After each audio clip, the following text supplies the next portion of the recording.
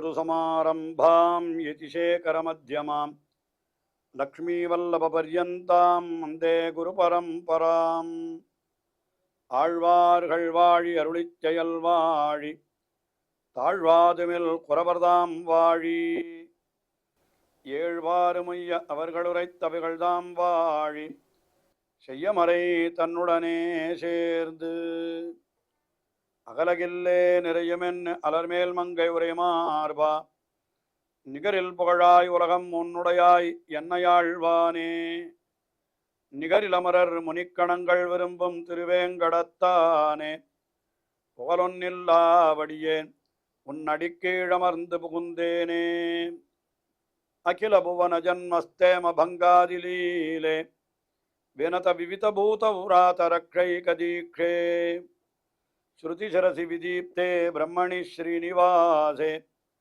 பவது மம பரஸ்மின் சேமுழி பக்திரூபா श्रीमान वेंकटनाथार्य कवितार्किककेसरी वेदांताचार्यवर्यो मे सन्निधत्तां सदा हृदि ஸ்ரீரங்கநாதனுடைய ஸ்ரீ பாதுகைகள் அதிலும் குறிப்பாக அதனுடைய ஓசைகளை குறித்து மிக அற்புதமாக 1000 ஸ்லோகங்கள் கொண்ட ஸ்ரீ பாதுகா சகஸ்ரத்திலே 100 ஸ்லோகங்களாலே அந்த பாதுகையினுடைய ஓசையை பற்றி மட்டும் விசேஷமாக அருளி செய்கிறார் என்று பார்த்து வருகிறோம். பாதுகா சகஸ்திரத்திலே 468வது ஸ்லோகம். இந்த ஸ்லோகத்தில் என்ன தெரிவிக்கிறார் என்றால், இதெல்லாம் இது போன்ற ஸ்லோகங்கள் இன்னும் மேலே செல்லக்கூடிய ஸ்லோகங்களிலேயும் அந்த கடைசி காலத்திலே தாம் படக்கூடிய துன்பங்கள், அந்த துன்பங்களை போக்கும்படியாக இந்த பாதுகையினுடைய ஓசை இருக்க வேணும் என்பதுதான் மொத்தமாக பிரார்த்தனை என்று சொல்லலாம். அப்படிப்பட்ட ஒரு விஷயத்தை இப்பொழுது 468வது ஸ்லோகத்திலேயும் தெரிவிக்கிறார்.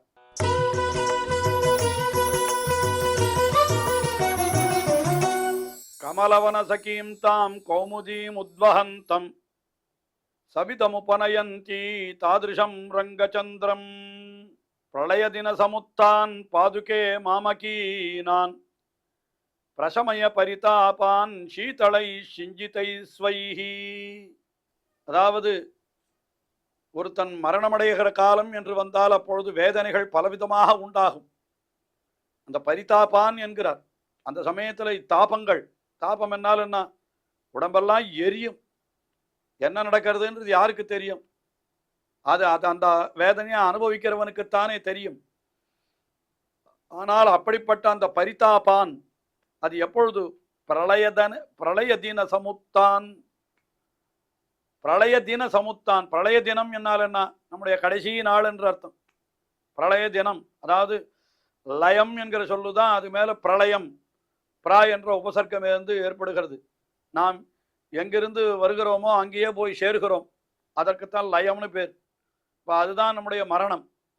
அப்போ பிரளய தின சமுத்தான், அந்த கடைசி நாள் இருக்கிறதே, அன்றைய தினம் மாமகீனான் பரிதாபான், எனக்கு ஏற்படக்கூடிய அந்த பரிதாபங்கள், பரிதாபம் என்னால் என்ன, துக்கங்கள், எனக்கு ஏற்படக்கூடிய அந்த எரிச்சல் முதலானவை, அவைகளெல்லாம் நீ என்ன பண்ண வேணும்?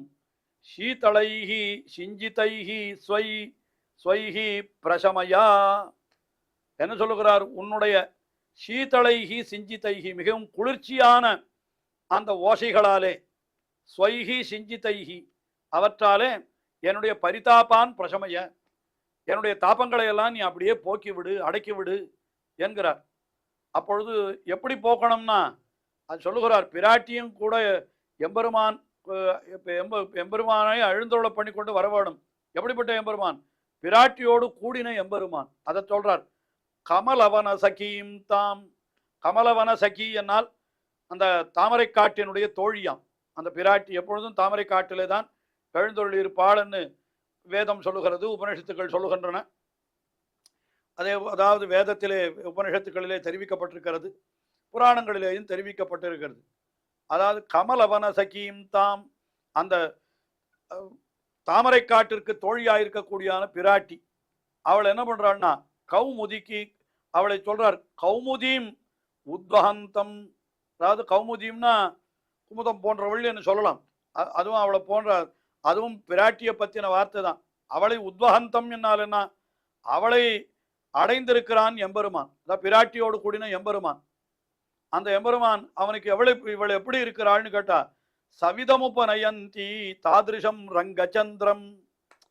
அவள் என்ன, ரங்கநாதனாகிற சந்திரனுக்கு இவள் எப்படி இருக்கிறாள்னு கேட்டா, அந்த பிராட்டியானவள் ஒரு குளிர்ச்சியான கிரணம் போலே இருக்கிறாள். அவள் ரங்கச்சந்திரனுடைய கிரணம் போலே இருக்கிறாள் இவள். ரங்கச்சந்திரன் என்னால் ரங்கநாதனாகிற சந்திரன் அப்படி இருக்கிறான். அப்ப இவன் அந்த பிராட்டியை அவன் அடைந்திருக்கிறபடியினாலே அவனை என்ன பண்றாள்னு கேட்டா, அவனுடைய சமீபத்தை இவள் அடைந்திருக்கிறாள். அப்படிப்பட்ட நீ அவனுடைய பாதுகையிலிருந்து வரக்கூடிய ஓசை அது என்ன பண்ண வேணும்?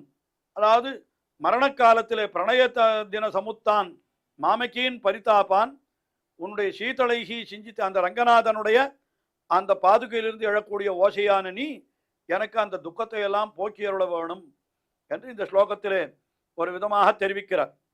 அதனால மகாலட்சுமி ஆகிற நிலவுடன் கூடிய ரங்கச்சந்திரனை நீ என்னிடத்தில் அழைத்து கொண்டு வர வேணும். அப்பொழுது அந்த ஓசையாலே, குளிர்ந்த சப்தத்தாலே என்னுடைய பரிதாபங்களை நீ போக்கடிக்க வேணும் என்று இந்த ஸ்லோகத்திலே கேட்டுக்கொண்டார். அதற்கு அடுத்தபடியாக 469வது ஸ்லோகம். இதுவும் அந்த கடைசி காலத்தை பற்றின ஸ்லோகம்தான். இதுலேயும் அதை தான் சொல்றார். என்ன சொல்றாருன்னா, நீதான் இந்த பாதுகை என்ன பண்றது, எல்லாரையும் எப்பொழுதும் ரட்சிக்கிறேன் என்று பெரிய கோஷம் பண்ணுகிறது. அதனுடைய ஓசையே என்ன சொல்லுகிறது, எல்லாரையும் ரட்சிப்போம், கவலைப்படாதீர்கள் என்று அதுதான் கோஷமாக இருக்கிறது. அது நீ என்ன பண்ண வேணும்னா, என்னுடைய அந்த மரணக்கால பயத்தை நீ போக்க வேணும் என்று இந்த 469வது ஸ்லோகத்திலேயும் பிரார்த்தித்துக் கொள்ளுகிறார்.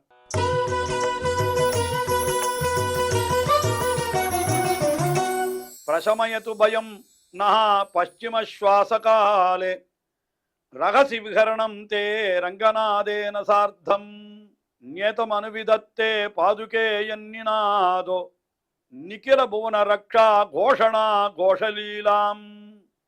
அதாவது நஹா பயம் பிரசமயது, என்னுடைய பயத்தை போக்கடிக்கணும். எப்பொழுது ஏற்படுகிற பயம்? பश्चिम श्वासकाले, கடைசி சுவாசம். பশ্চিம சுவாசம் என்னால் என்னன்னா இறுதி சுவாசம்.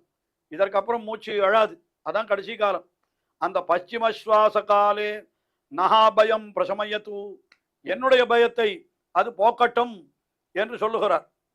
அது என்ன பண்ணணும்னு கேட்டா, அது எப்படி வர வேணும் என்னால், அது ரங்கநாதனோடு கூட ரகசி விகரணம் தே ரங்கநாதே நசார்த்தம், ரங்கநாதனோடு கூட நீ வருகிறாய். அதாவது பாதுகையினுடைய ஓசை வருகிறது. அது நியதமனு விதத்தே பாதுகா என் நிநாதா. என் நிநாதா என்னால் என்ன அர்த்தம்? எந்த ஓசையானது அப்படி என்னுடைய காலத்திலே வந்து என்னுடைய காதிலே விழுமோ அப்படியாக நீ வந்து என்ன செய்ய வேண்டும், எனக்கு இத்த பண்ண வேண்டும் என்கிறார். நீ வந்து எனக்கு பண்ண வேண்டும். என்ன பண்ண வேணும் அது சொல்றார் அவர். இந்த நிநாதா, உன்னுடைய ஓசை அது என்ன பண்ண வேணும்? நகாபயம் பிரசமயத்து, உன்னுடைய கோஷம் அந்த ஓசை அது எப்படி இருக்கிறதுன்னு கேட்டா, நிகில புவன ரக்ஷா கோஷணா கோஷலீலாம், நிகில புவனங்களையும் ரட்சிக்கிறோம் என்கிற கோஷம்.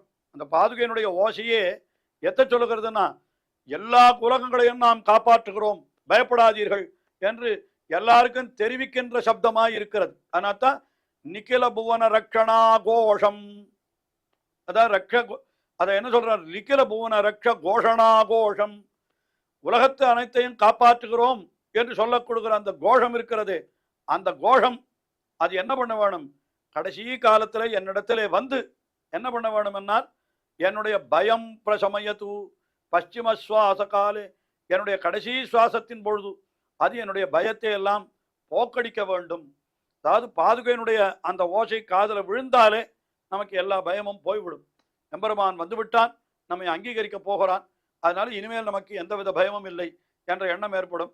அப்படிப்பட்ட எண்ணம் ஏற்படணுமானா அந்த பாதுகையினுடைய ஓசை காதல விழணும். அதை நீ அந்த ஓசையை நீ இப்போ செய்வாயாக என்று பாதுகையை பிரார்த்தித்துக் கொள்ளுகிறார் இந்த ஸ்லோகத்தில். அடுத்தபடியாக 470வது ஸ்லோகம்.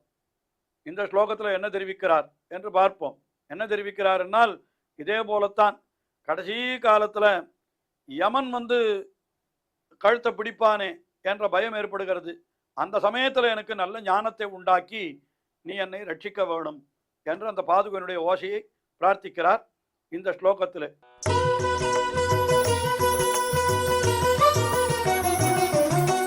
திரிக விநிகித ஹஸ்தம் சிந்தயித்வா கிருதாந்தம் கதவதி ஹிருதி மோகம் கச்சதா ஜீவிதேனா பரிகலயது போதம் பாதுகே சிஞ்சிதம் தே த்வரயிதுமிவ சஜ்ஜம் த்வத்விதேயம் முகுந்தம். என்ன சொல்லுகிறார்? திரிக விநிகித ஹஸ்தம் கிருதாந்தம் சிந்தயித்வா. கிருதாந்தம் யமன் இருக்கானே, நம்முடைய கடைசி காலத்துல என்ன பண்ணுவானா, பிடரியில கையை வைத்து தள்ளுவனான். அப்படித்தான் தள்ளுவன் இல்லையா? இந்த காலத்துல கூட ஏதாவது ஒருத்தன் தவறு செய்தானால் அவனை அழைத்து செல்லுகின்ற அந்த காவலர்கள் இருக்காளே, என்ன பண்ணுவா, கழுத்துல இருக்க சொக்காயை வச்சு பிடிச்சி தான் அழைச்சிட்டு போறான். ஏன்னா அப்பத்தான் அவனால திமிர்ந்து காரியம் செய்ய முடியாது. அதனால பிடரியை பிடித்து தள்ளுறதுன்னு ஒரு வார்த்தை உண்டு. அதைத்தான் இங்கேயும் சொல்றார். திரிக விநிகித ஹஸ்தம் கிருதாந்தம் சிந்தயித்வா. கடைசி காலத்துல நான் அந்த யமன் கழுத்துல பிடரியில வைத்து கழுத்தை பிடிப்பானே, மென்னியை பிடிப்பானே என்று நான் என்ன பண்றேன், பயந்து கொண்டு கதவதி ஹிருதி மோகம் கச்சதா ஜீவிதேனா. உயிரோடு இருக்கிற பொழுதே மூர்ச்சையை அடைந்து விடுகிறேன். அந்த பயத்தாலேயே எனக்கு என்ன ஆகிறது, அப்படியே மூர்ச்சை ஏற்பட்டு விடுகிறது. இப்படியெல்லாம் நான் கஷ்டப்படுகிறேன் கடைசி காலத்திலே. அந்த இடத்துல என்ன பண்ண வேண்டும், பரிகலயத்து போதம். எனக்கு அந்த நல்ல ஞானத்தை நீ பரிகலயத்து போதம் உண்டாக்க வேணும். எத்தாலே அப்படின்னு கேட்டா, சிஞ்சிதம் தே, உன்னுடைய அந்த பாதுகையினுடைய இனிமையான ஓசை இருக்கிறதே, அது என்ன பண்ண வேணும், எனக்கு போதம் பரிகலயத்து, நல்ல ஒரு ஞானத்தை உண்டாக்க வேணும். அது என்ன பண்ணணும்னா, துவரயத்து மிவ சஜ்ஜம் தொத்விதேயம் முகுந்தம். அந்த உன்னுடைய வசத்திலே இருக்கிறான். தொத்விதேயம் முகுந்தம் என்னாலனா, உனக்கு விதேயப்பட்டவனாய், நீ சொன்னபடி கேட்பவனாய் அந்த முகுந்தன் அவன் இருக்கிறான் அல்லவா, அவனை என்ன பண்ண வேணும், நீ துவரயத்து சஜ்ஜம், நீ விரைவாக அவனை நான் இருக்கிற இடத்திற்கு அழைத்து கொண்டும் வர வேண்டும். அழைத்து கொண்டு வருவதற்காக நீ ஓசை எழுப்புகிறாய் அல்லவா, அந்த ஓசை எனக்கு ஞானத்தை உண்டாக்க வேண்டும். அதாவது தொத்விதேயம் முகுந்தம், உனக்கு சொல்லுபடி கேட்கிறவரான முகுந்தனை துவரயித்தும் அவசரப்படுத்துவதற்கு, வேகமாக வா என்று சொல்வதற்கு, இன்னும் என்ன அவன் அங்க துடித்து கொண்டிருக்கிறான், நீர் வேகமாக வர வேண்டாமா என்று இந்த சப்தமானது அந்த எம்பெருமானை துரித்தப்படுத்துகிறதாம். அதை சொல்லுகிறார். துவரயித்துமிவ சஜ்ஜம். அப்படி இருக்கிற அந்த ஓசையானது அந்த கடைசி காலத்தில் எனக்கு என்ன பண்ண வேண்டும், பரிகலயத்து போதம் என்று அதை சொல்லுகிறார். அதாவது யமன் நம்முடைய மென்னியை பிடிப்பானே என்று நினைக்கிற பொழுது பயம் ஏற்பட்டு மூர்ச்சையே ஏற்பட்டு விடுகிறது. அந்த சமயத்தில் நமக்கு ஒன்றும் நினைக்கவும் தோணாது. அதனால்தான் பெரியாழ்வார் கூட அப்பொழுதைக்கு இப்பொழுதே சொல்லி வைத்தேன்னு சொல்லிட்டார். அவர் என்னை எய்ப்பு என்னை நலியும் போது அங்கேதும் நான் உன்னை நினைக்க மாட்டேன், அப்போதைக்கு இப்போதே சொல்லி வைத்தேன் என்று சொல்லிவிட்டார். அதனால நான் முன்னாலேயே சொல்லி வச்சுடுறேன். ஆனால் நீ என்ன பண்ண வேணும், அந்த சமயத்தில் உன்னை எனக்கு நினைக்க முடியாது. ஆனால் பாதுகையே, உன்னுடைய ஓசையாலே நீ என்ன பண்ணுவான, எம்பெருமானை பார்த்து ஐயோ நாழியாகி விட்டது, சீக்கிரமாக போகணும் என்று சொல்லிக்கொண்டு இந்த பெருமாளை அவசரப்படுத்தணும். அப்படி படுத்துகின்ற உன்னுடைய சப்தம் அது என்ன பண்ண வேணும், அந்த கடைசி காலத்தில் என் காதிலேயும் விழுந்து எனக்கு ஒரு நல்ல ஞானத்தை உண்டாக்க வேணும் என்று அப்படி அந்த பாதுகையை இந்த ஸ்லோகத்திலே பிரார்த்தித்துக் கொள்ளுகிறார். இப்படி இந்த பல ஸ்லோகங்களாலே இறுதி காலத்திலே நமக்கு அந்த பாதுகையினுடைய ஓசையானது எல்லா விதமான துன்பங்களையும் நீக்கி நமக்கு நன்மையே செய்வதாக ஆக வேணும் என்றுதான் இந்த ஸ்லோகங்களிலே எல்லாம் பிரார்த்தித்துக் கொள்வதாக நாம் கிட்டத்தட்ட இப்பொழுது ஏறக்குறைய ஒரு 5 ஸ்லோகங்கள் என்று நினைக்கிறேன்.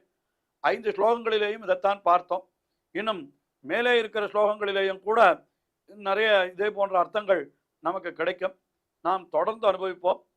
ஸ்ரீயக்காந்தாய கல்யாண நிதையே நிதையேர்த்தினாம் ஸ்ரீவேங்கட நிவாசாய ஸ்ரீனிவாசாய மங்களம். ஸ்ரீமத் சுந்தர ஜாமா திருமுனிமான் சவாசினே சர்வலோக நிவாசாய ஸ்ரீனிவாசாய மங்களம்.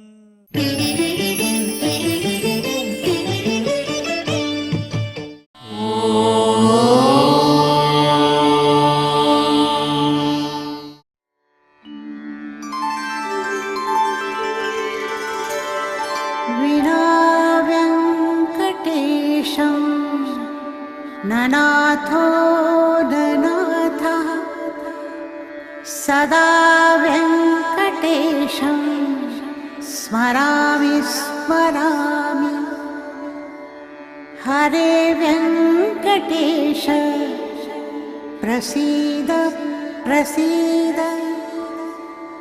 प्रियं वेङ्कटेश प्रयच्छ प्रयच्छ